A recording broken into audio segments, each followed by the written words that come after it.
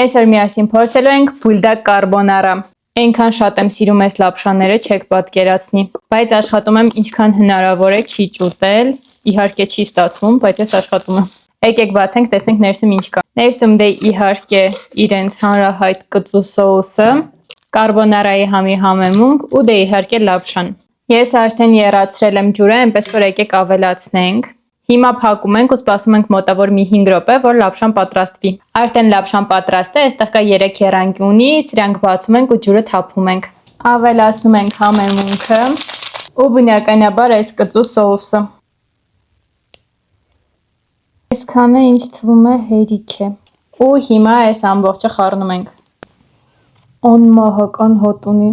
Վերջնական տեսքը այսպիսինն է, եկեք փորձենք։ Ճիշտ է, կծուն շատ քիչ եմ ավելացրել, բայց բավականին կծու է։ Մոտավոր կծվությունը 10-ից 6։ Եթե լապշաների սիրահար եք, սա հաստատ պիտի փորձեք։ Ու չմոռանաք բաժանորդագրվել։